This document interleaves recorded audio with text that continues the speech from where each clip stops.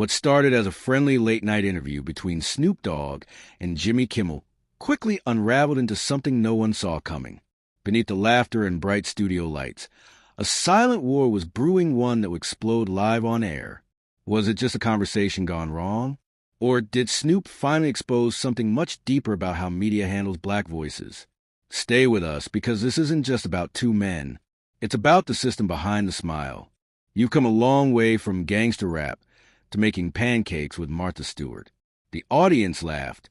That familiar, warm studio laughter that told everyone it was okay to find this moment funny, safe, polished, late-night digestible. Jimmy Kimmel leaned back in his chair with that trademark grin, glancing at the crowd like a magician who just pulled a dove out of his sleeve. The band chuckled lightly in the corner. Cameras panned smoothly between the desk, the guest chair, and the man now sitting in it, silent, poised, unreadable. Snoop Dogg didn't laugh. He sat perfectly still in a tailored black suit, a crisp white shirt buttoned to the collar, no chains, no shades, no smoke curling into the air. His posture was relaxed, almost regal, but there was something taut beneath the stillness, like the quiet hum before a subwoofer drops.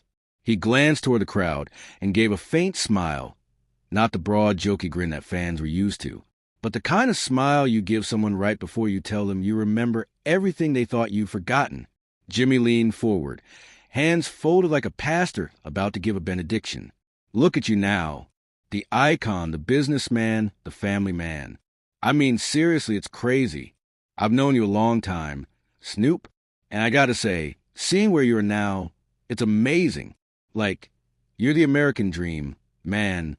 Another wave of applause. Another safe, well-lit moment. And yet, something off. If anyone had been watching closely, really watching, they might have noticed that Snoop's eyes didn't quite match the smile he gave. Not cold, not angry, just distant, as if he wasn't here for praise, as if he'd heard this intro before, 1,000 different ways, always from the other side of a desk. He nodded once. Appreciate that.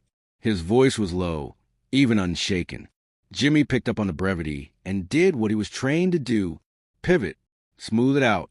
I mean, you've got a wine label, cookbooks, youth football leagues, weed empire, commercials, and FTTS documentaries. My writers couldn't even list it all. And now grandpa mode. Two-man, you're making the rest of us look bad. A small chuckle rolled through the audience. Still, Snoop didn't take the bait. He didn't toss back a one-liner. Didn't give the meme moment. He sat with it. Let the list hang in the air like a resume read at a funeral.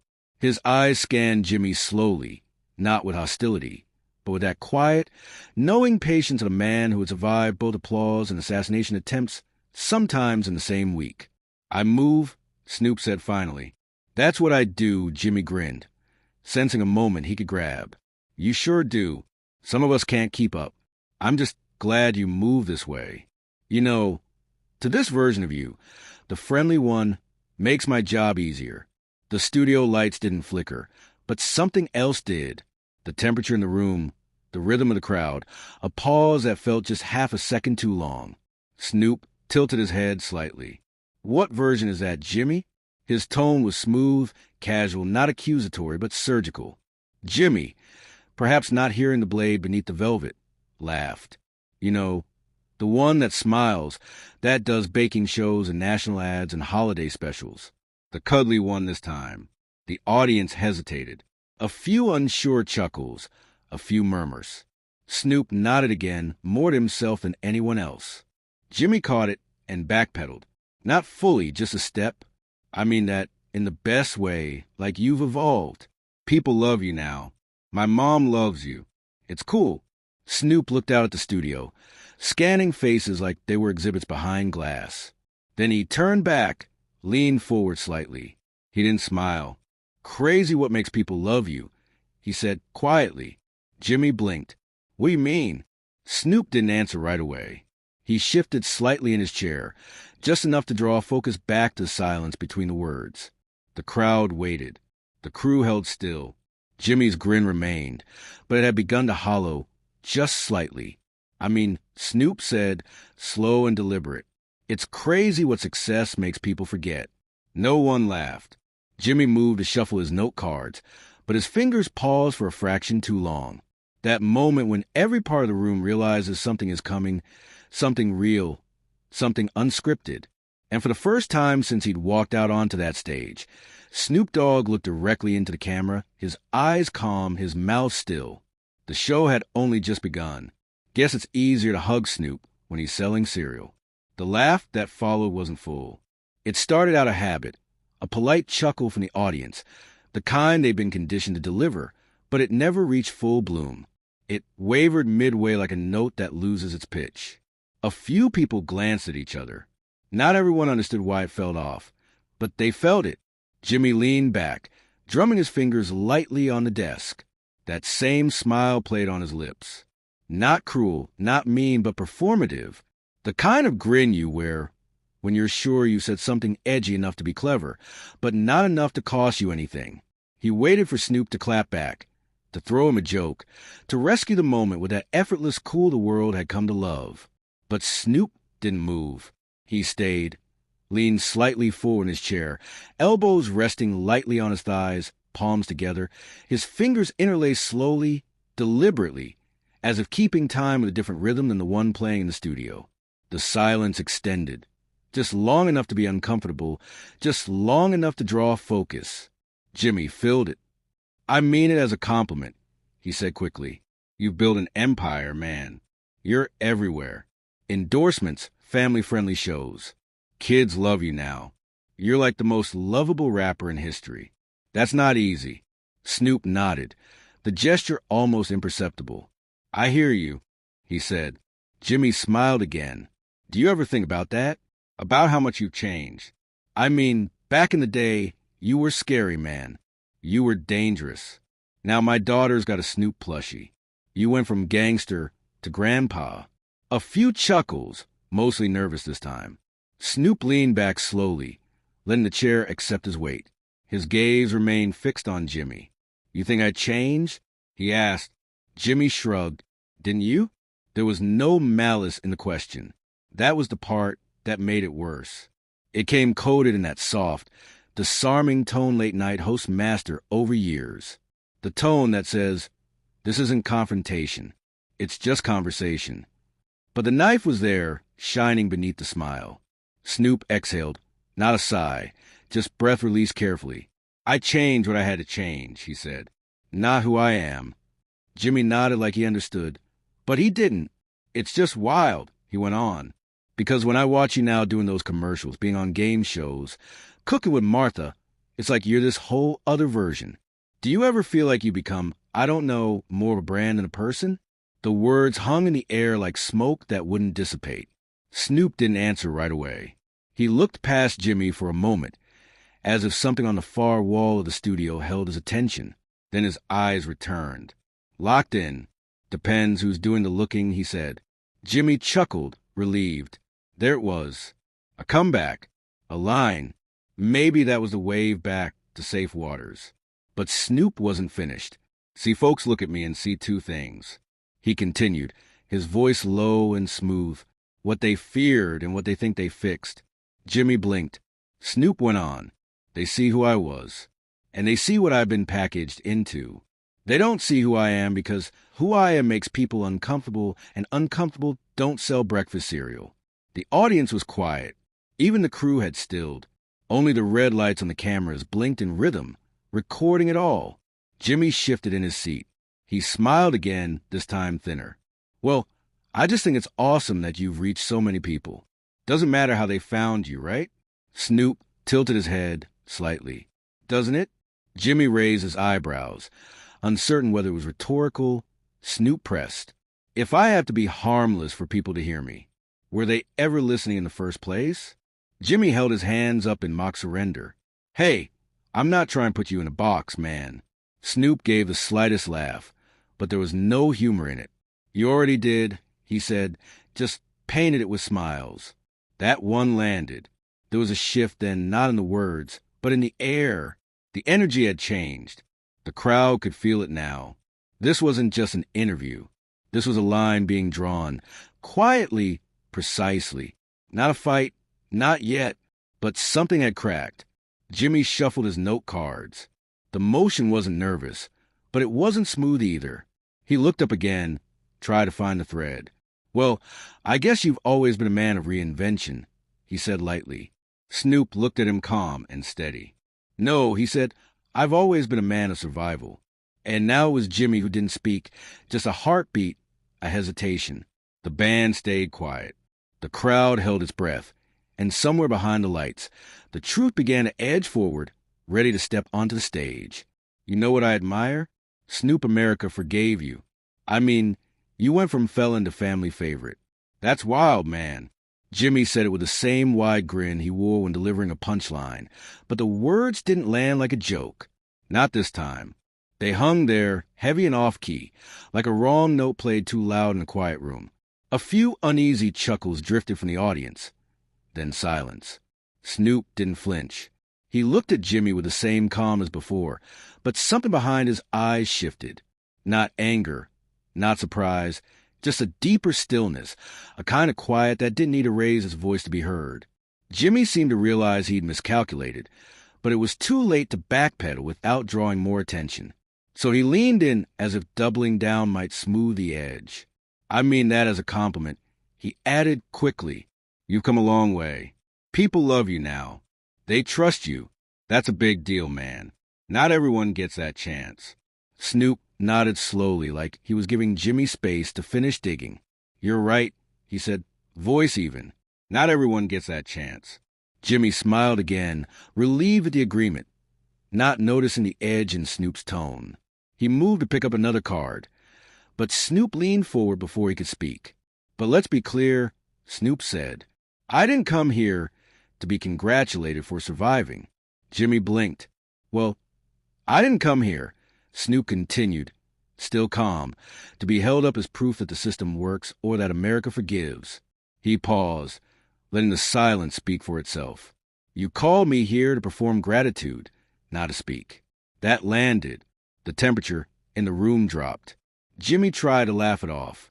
No, come on. I mean, this is a celebration. Look how far you've come. That's inspiring." Snoop tilted his head just slightly. "You ever ask yourself what I had to walk through just to sit here?"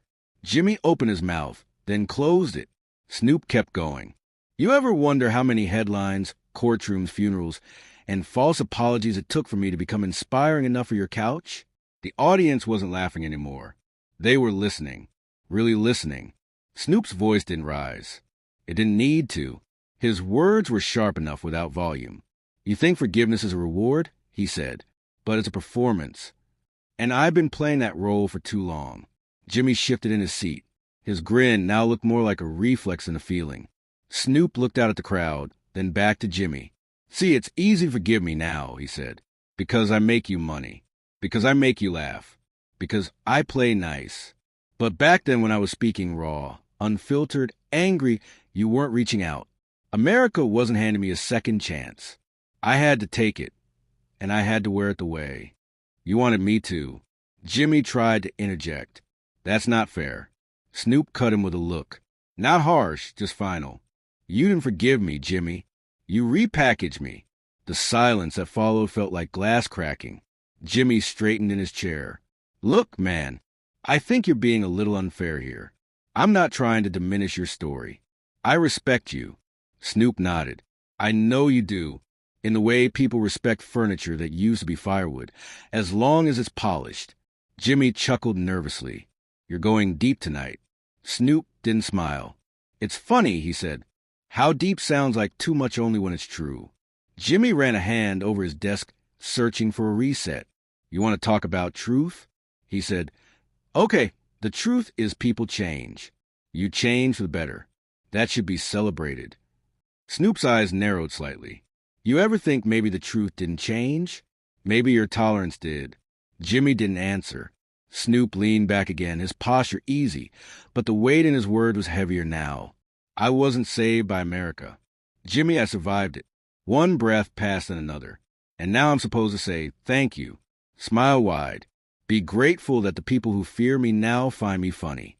That the world that once called me a threat now sells me as safe." Jimmy tried again to find levity.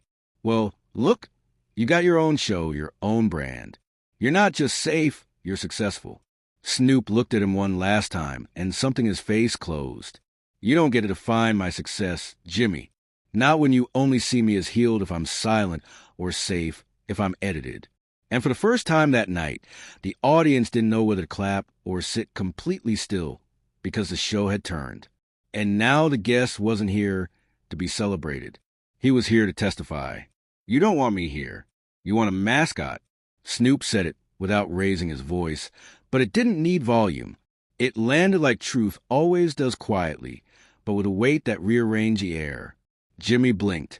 It wasn't the words exactly. It was the certainty behind them, the conviction that stripped away performance and left only recognition. Jimmy laughed, nervous and dry. Hey, come on, man. I'm just asking questions. Things people are curious about. It's not personal. Snoop tilted his head slowly, studying him. Not with anger, not even with judgment, just precision. Curious, he repeated. Yeah. Jimmy said quickly, latching onto a word like it might float. You know, people want to know what's like how you made that transition from where you started to where you are now. Snoop leaned forward, hands laced in front of him. The room seemed to shrink. The studio lights stayed warm. But something about the air grew sharp. You mean? Snoop said, how I went from threat to theme park. Jimmy hesitated. That's not what I said. No, Snoop replied. But that's what you meant. Jimmy tried to smile, tried to soften the moment again. Look, I think it's amazing. You become this cross-generational figure. That's rare. It's admirable. Snoop let the silence stretch. The smile faded from Jimmy's face. You know what else is rare? Snoop said finally. A black man allowed to age in public without being turned into a caricature or a cautionary tale. Jimmy sat still, unsure where to go. Snoop's voice didn't shift, but its edges sharpened. You want any polish? You want me grinning? You want the parts of me that you can broadcast at 11:35 without someone in Kansas reaching for the remote. Jimmy tried again, softer now. Look, man, I'm just trying to have a good conversation. That's all. Snoop turned slightly in his chair, looked toward the cameras, then back at Jimmy. You call this a conversation? Yeah, Jimmy said. Defensive now. You're here. I'm here. We're talking. That's the show. Snoop nodded slowly, then raised a finger and pointed toward the cue cards resting just behind Jimmy's desk. The camera caught the movement. The audience followed his gaze. What's on those cards, Jimmy? Jimmy blinked. What? Your questions, your curiosities. What's written on them? Jimmy hesitated, glanced down at the desk, then looked back up. It's just structure, bullet points. Snoop leaned in, voice quiet, but cutting fell into family favorite. Dangerous to Disney. Redemption arc safe Snoop. Marketable black man. You planned this. The setup was scripted. The crowd stirred. Uneasy now. Jimmy held up a hand. Stammered. That's not fair. Snoop didn't move. You want me here? He said, but not the whole of me. Not the part that remembers being hunted. Not the part that buried friends. Not the part that's still angry about systems you joke about like punchlines. I don't joke about that. You do, Snoop said calmly. You just don't notice it because to you it's a segment. To me, it's scars. Jimmy looked around the studio as if hoping someone would throw him a line. The band stayed silent. The audience was no longer sure whether to react. The only thing moving was the blinking red light of the main camera, recording everything. You smile through it, Snoop said. That's what white comfort looks like. Questions dipped in bleach and served with a grin. The line struck the room like thunder behind closed doors. Jimmy's posture faltered for just a second. He opened his mouth, closed it, tried again. I just think people need to hear your story. Snoop stared at him. You think you're giving me a platform, he said, but you're giving yourself protection. You get to say you sat across from me, that you let me speak, but only within your frame, within your runtime, your network notes, your comfort zone. I don't have an agenda. We all have an agenda. Snoop said, yours is to make me look safe. Mine is to remind you I'm not. Jimmy swallowed hard. His voice came out smaller than usual. Then why come on the show? Snoop sat back, looked at the lights, the crowd, the crew, then back at Jimmy to see if he'd prove me right. For a moment, no one moved. Then Snoop leaned forward again, voice quiet, razor sharp. You don't want a guest. You want a symbol that doesn't talk back. You want to say my name but not hear my voice. You want the story of how I changed. As long as it doesn't make you uncomfortable about how little. The world around me did. Jimmy exhaled. It wasn't a sigh, more like deflation. I don't think that's true, he said. Snoop offered something close to a smile, but it wasn't warm. You don't have to think it's true. You just have to benefit from it. And with that, the silence returned. But it was different now. Heavier, tense. The audience wasn't breathing. The cameras were still. Even the lights seemed to dim under the weight of what had just happened. This wasn't a talk show anymore. It was something else, something real, something dangerous. And no one in that room, not Jimmy, not the audience, not even the cameras, could look away. You laugh at the punchlines, but they were made from wounds. Snoop turned his head toward the audience as he said it. Not to accuse, but to reveal, not with a shout, but with the quiet weight of someone who had seen this room before. In 1,000 different forms, bright lights, applause signs, faces trained to laugh when the rhythm says so, but not when it hurts. Never when it hurts. The audience shifted, some physically, some just in their silence. The kind of silence that comes not from not knowing what to say, but from realizing you might not be the good guy in the scene you thought was funny. Jimmy tried to cut in. His voice rose, not in anger, but in urgency. A man trying to stop the bleeding of his own show. Come on, man. Don't do this. You know I respect you. Snoop didn't look at him. Not yet. His eyes were still scanning the crowd, not searching for a face, just letting the silence sit with him a little longer. He let it grow legs, let it move into the cracks between the chairs, and settle into the nervous breath of the room. Then he turned back to Jimmy. You don't respect me, he said, each word measured, scalpel sharp. You respect how easy I've made you feel about ignoring what I survived. Jimmy blinked. His lips parted like he had something to say, but nothing came out. And Snoop didn't wait. You respected me when I was charming, when I fit your monologue, when I danced around the truth, just enough for you to laugh, but not enough for you to feel it. The audience was dead quiet now. The band wasn't moving. The lights hadn't dimmed, but it felt darker anyway. You respected me, Snoop continued, as long as I didn't talk about the nights. I didn't think I'd make it home. The time I held my brother's body in my arms.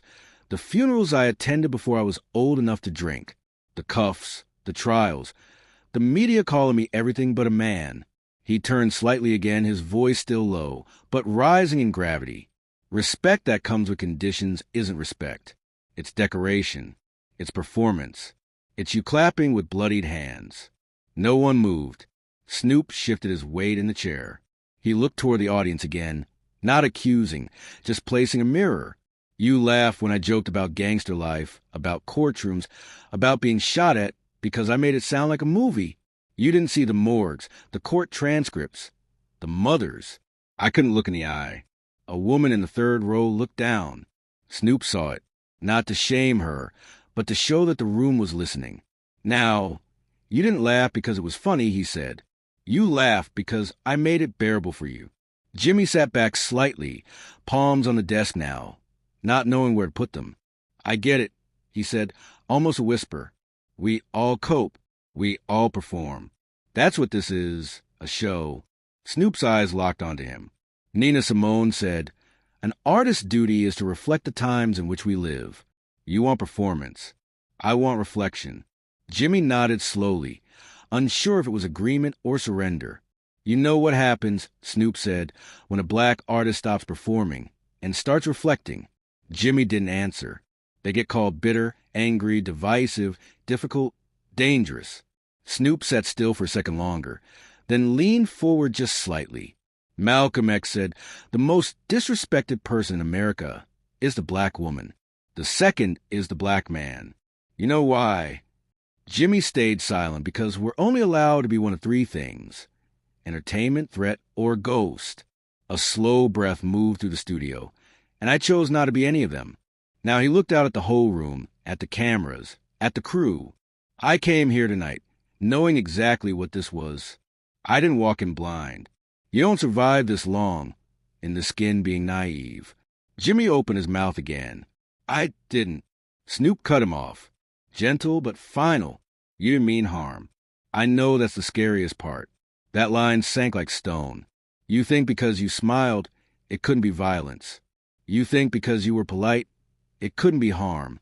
But you rehearsed those questions. You printed the cue cards.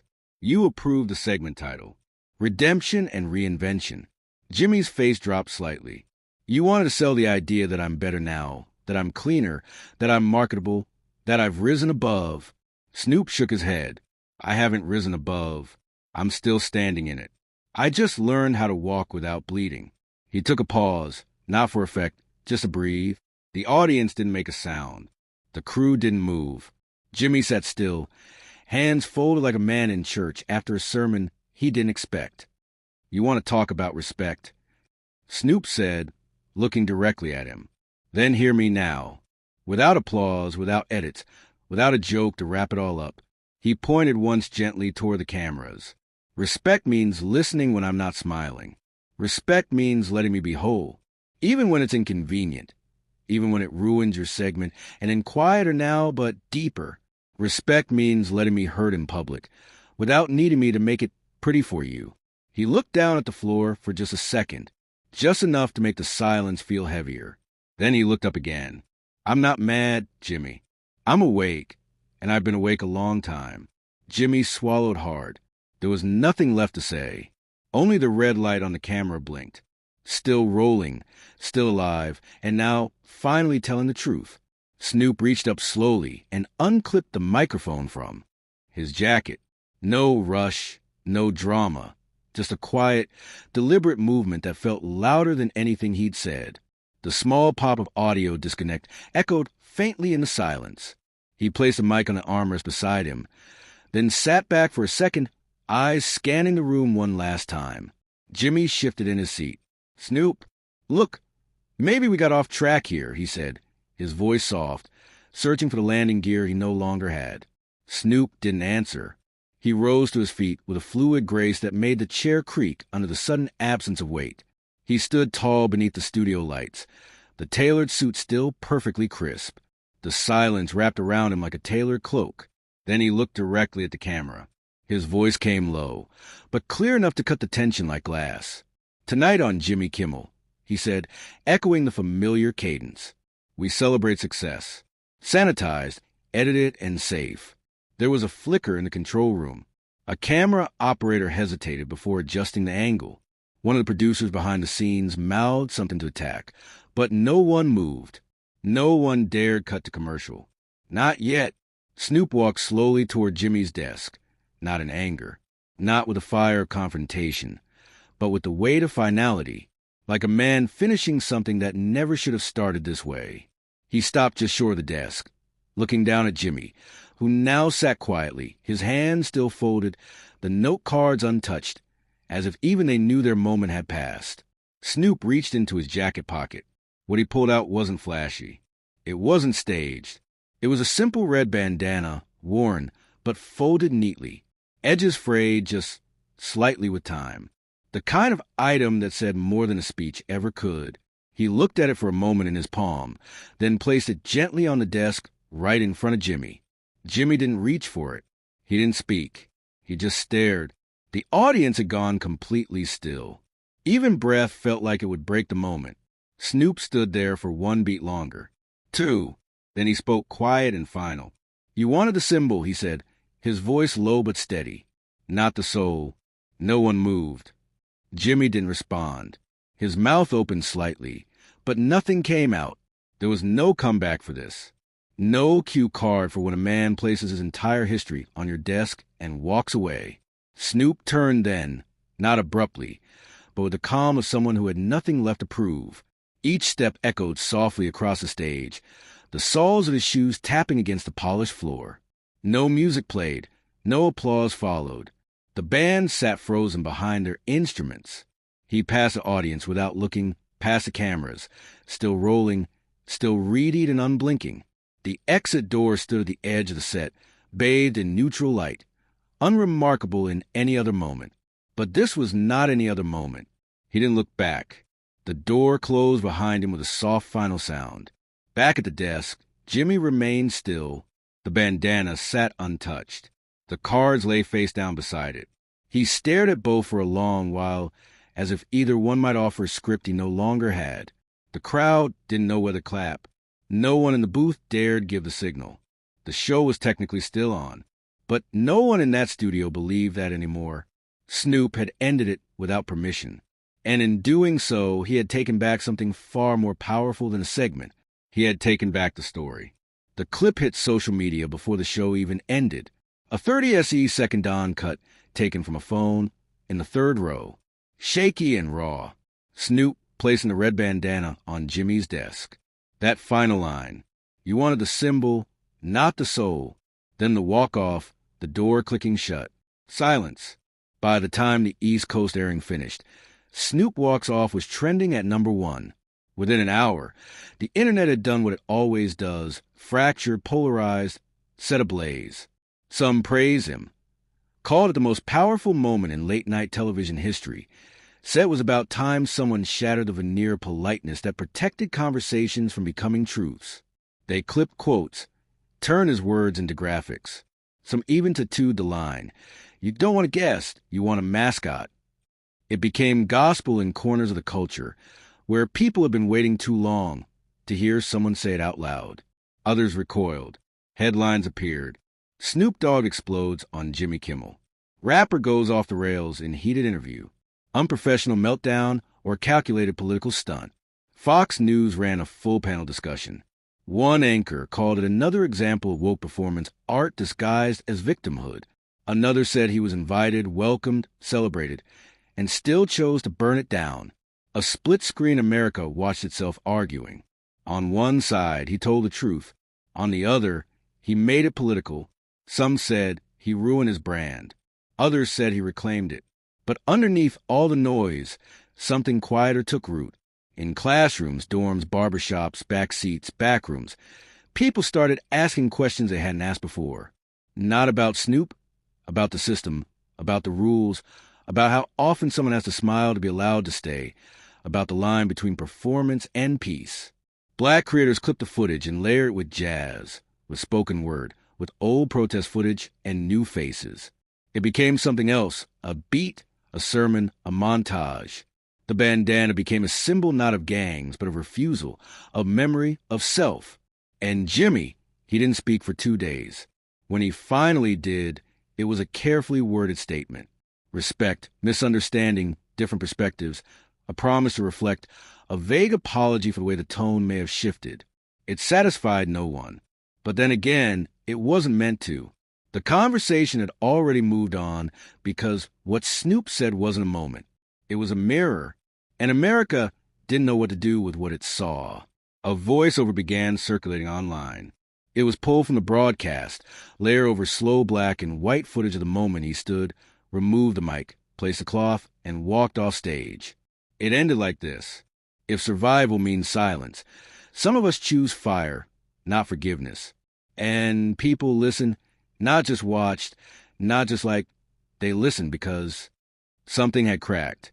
And through the fracture, the truth had finally stepped.